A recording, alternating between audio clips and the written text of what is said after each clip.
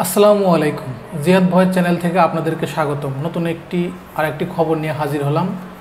খবরটি আপনারা ইতিমধ্যেই জেনেছেন। মুরাদনগরের এক নারীকে গলায় ছুরি ধরে ধর্ষণের ঘটনা ঘটেছে। বাংলাদেশের বর্তমানে এত অপরাধ বেড়েছে, অপরাধ প্রবণতা ধীরে ধীরে বেড়েই যাচ্ছে। আর সামাজিক যে অবক্ষয় বা রাষ্ট্রের যে অবক্ষয় দিন দিন বেড়েই চলেছে। এখনই আমাদের প্রতিবাদ জানানোর উত্তম সময়। সরকারকে কঠিন হাতে এই অপরাধ দমন করতে হবে, না হলে দিন দিন অপরাধ প্রবণতা বেড়েই চলবে। যুগান্তর পত্রিকা একটি রিপোর্ট করেছে, চলুন রিপোর্টটি শুনে আসি। খুঁটির জোর যাই হোক, তাকে কোনোভাবেই পাত্তা দেওয়া যাবে না। জামাতের আমির এই কথাটি বলেছেন। কি বলেছেন চলুন শুনে আসি।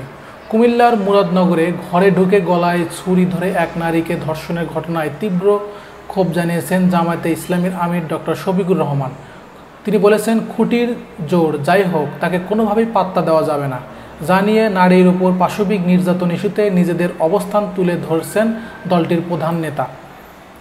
রোববার সামাজিক যোগাযোগ মাধ্যমে ফেসবুকে দেওয়া নারী নির্যাতন ইস্যুতে নিজের এই শক্ত অবস্থান তুলে ধরেন জামায়াতে আমির।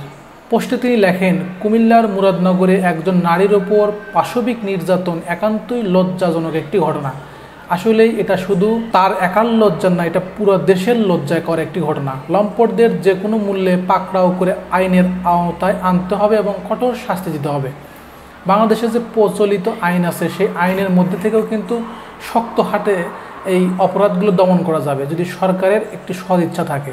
তিনি আরও লেখেন, খুঁটির জোর যাই হোক, কোনোভাবেই পাত্তা দেওয়া যাবে না, অন্যথায় এই সমাজ আপাদমস্তক একটি জঙ্গলি সমাজে পরিণত হবে।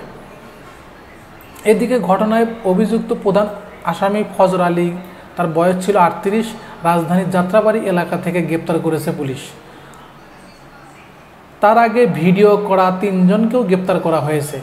এর আগে গতকাল বৃহস্পতিবার দিবাগত রাত্রে উপজেলার রামচন্দ্রপুর দক্ষিণ ইউনিয়নের বাহেরচর ৫ কিত্তা গ্রামে ঘরে ঢুকে গলায় ছুরি ধরে এক নারীকে ধর্ষণের ঘটনা ঘটে।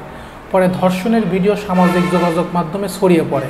নির্যাতনের ৫১ সেকেন্ডের সেই ভাইরাল ভিডিওতে দেখা যায় বিবস্ত্র অবস্থায় ১০ থেকে ১২ জন যুবক নারীকে মারধর করেছে। ওই সময় ওই নারী বাঁচার জন্য চিৎকার করলে কেউ তাকে রক্ষা করেনি। আহারে, আজ কি সমাজের অবক্ষয়! একজন নারী চিৎকার করছে, ওই গ্রামে কোনো মানুষ ছিল না। মানুষ আজ শুধু ফেসবুক ইউটিউবে খবর দেখে আর সেখানেই শুধু সীমাবদ্ধ থাকে। বাস্তবে তাদের কোনো প্রতিবাদ দেখাতে যায় না, শুধু প্রতিবাদ দেখা যায় ফেসবুক, ইউটিউব, সোশ্যাল মিডিয়াতে। এই তো আমাদের সমাজ আজ। তারপরে এই বিষয়ে আরেকটি খবর ছেপেছে হচ্ছে প্রথম আলো।